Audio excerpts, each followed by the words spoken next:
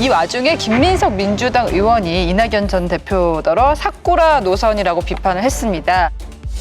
이낙연 신당론은 결국 윤석열 검찰 독재의 공작 정치에 놀아나고 협력하는 사이비 야당, 즉 사꾸라 노선이 될 것입니다. 비명계 의원들은 김 의원의 과거 탈당 전력을 거론하며 역공에 나섰습니다. 김 의원은 2002년 대선을 앞두고 노무현 후보 지지율이 떨어지자 민주당을 탈당해 무소속 정몽준 후보 캠프에 합류했습니다. 이때 철새 정치인이란 부정적 이미지가 생기면서 18년 만에야 원내에 입성했습니다. 그때 철새, 김민세 뭐 이런 별칭이 붙었습니다. 그래서 사쿠라라고 말할 자격이 있는가? 그래서 저는 셀프 디스라고 보는 겁니다. 이원욱 의원은 운동권 세대의 전형적인 내로남불이라며 586 청산론을 다시 꺼냈습니다.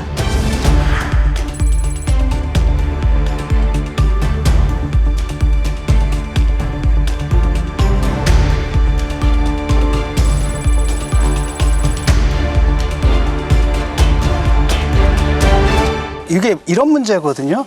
그러니까 비판을 할 때 뭐 비판할 수 있잖아요. 어떤 행보에 대해서. 근데 비판하는 언어가 사꾸라라고 했단 말이죠. 근데 지금 누가 봐도 민주당에 문제가 있다는 건 본인들도 알고 바깥에 사람들 다 알잖아요. 그래서 그걸 비판하는 가운데 뭐 신당을 차릴 수도 있는 거 아니겠습니까? 그럼 비판하는 건 좋은데 그냥 사꾸라라고 불렀다는 건 뭐냐면 우리 친명계가 아니면 나머지는 다 사꾸라고 그다음 저쪽 편이야라고는 이 진영 논리가 있다라는 거예요. 두 번째는 다른 사람은 몰라도 김민석 의원은 얘 이 말하면 안 되거든요. 자기가 그런 과거가 있는데 하잖아. 이게 내로남불이잖아요. 전형적이거든요. 그러니까 여기서 이제 뭐가 나오냐면 이제 586 청산론이 나오는 겁니다. 야, 이거 봐라. 조국 사태 이후로 우리가 지겹게 봤던 그 멘탈리티 아니냐. 네. 근데 이게 지금 또다시 반복된 거 아니냐. 그러고 한 다음에 이제 그 다음에 이제 무슨 얘기가 나오냐면 포스트 586, 가야 된다, 지금. 이들도 이제 늙었다. 이들도 나이가 들었다. 이들도 이제 시대의 모든 사명을 다 하고 이미 이제 기득권 체계가 됐고 정말 썩을 대로 썩었다. 이제는 이것도 물갈이해야 된다는 오히려 역풍이 불어버리는 겁니다. 이제 586 청산론으로 가버리는 거죠. 저는 김민석 씨에 대해서 이번에 굉장히 인상 깊었어요. 왜냐하면 저는 이제 그분이랑 같은 시대를 살았고 그분이 정치를 시작할 때 너무너무 신선했었거든요. 프레시했었어요. 너무너무 신선하고 새로운 희망이었어요. 그 당시에. 근데 그러고 난 다음에 노무현 대통령 후보하고의 그 사쿠라 논쟁, 지금 철새, 김민세라는 별명을 가질 정도로 비판을 많이 받았고 그때 한번 기스가 났고 그다음에 이제 정치자금법 있었죠.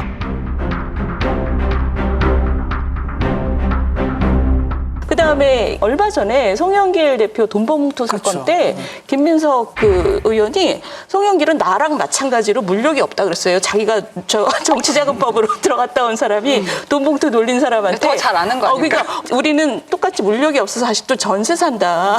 아니 수십 년 동안 억대 연봉으로 살아온 송영길 대표가 지금 전세 사는 게 무슨 물욕이 없는 것의 증거겠어요. 근데 이번에 이낙연 대표에 대해서 얘기하는 걸 보니까 사꾸라다 뭐다 이런 게 누가 봐도 오바거든요. 그러니까 저분은 완전히 이재명 대표한테 줄 섰구나. 이제는 완전 친명으로서 공천을 위해서 저렇게 센 말을 하는 것이 야 저분은 저분의 그 30대 초반부터 쭉 바라본 동시대인으로서 야 사람이 참 다이너믹하게 변한다. 플러스 우리 586의 세대의 아주 특징이다 저거는. 그러니까 자기가 어디서부터 왔고 무슨 생각을 했고 국민들한테 어떤 이미지를 주려고 노력했는지가 이제 정반대예요. 완전히 내로남불에다가 권력 앞에 줄 서는 모습.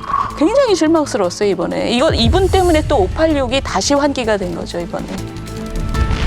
지금 이낙연 대표의 전 대표 행보에 관련해갖고 뭐 김민석 의원이 비판하는 것은 기본적으로 공감합니다.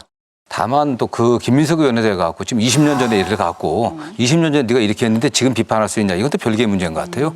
김민석 의원도 그 당시 철새 소리 듣고 그 여파로 거의 10년 이상 야인 생활을 했습니다. 굉장히 많이 반성을 했고 그 부분에 관련해서는 뭐 그 문제를 다시 끌어내갖고서 김민석은 비판할 자격이 없다 이렇게 하는 건 적절치 않은 것 같아 보이고요. 2002년 저의 선택을 상기시키며 저를 공격해 이낙연 신당을 옹호하려는 분들이나 번짓수를 크게 잘못 짚었습니다. 제 선택에는 민주당의 정체성을 경시한 방법적 오류가 있었고 저는 지난 20년간 깊은 반성과 사과를 거듭했습니다. 다만 어쨌든 뭐 이낙연 대표가 아직은 민주당원이고 민주당의 또 상임 고문 아니십니까? 네, 그런데 네. 그걸 뭐 사고라고 표현한 것은 더 적절치 않은 거죠, 사실은. 당내 목소리 중에 눈에 띄는 분이 한 분 더 있었습니다. 고민정 의원이었는데요. 이 전 대표를 향해서 당대표를 지낸 분이 맞냐며 강한 비판의 목소리를 냈죠.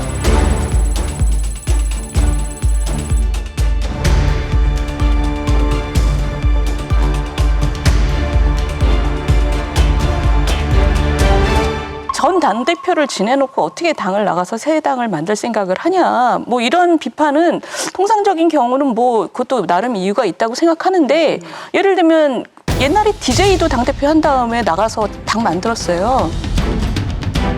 그러니까 결국 어느 만큼 중요한 사건에서 그런 걸 하느냐가 문제거든요. 근데 지금 당대표를 지낸 분이 나가서 당을 만든다는 얘기를 하면 저러면 안 되지라고 생각하는 분들도 있을 거고 오죽하면이라고 생각하는 사람이 있거든요.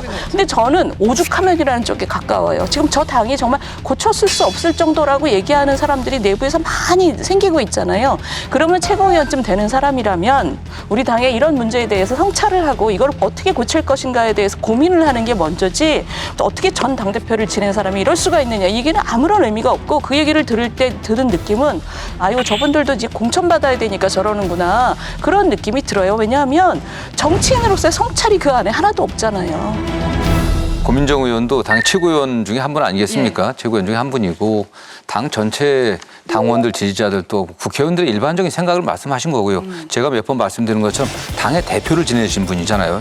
또 총리까지 지내시고 그런데 계속 자꾸 당의 조언이라기보다는 그 이상 넘어가고 신당 말씀도 하시고 또 이준석 대표 만남도 얘기하고 이러저러 말씀하시니까 저는 말씀하신 것 같아요. 네.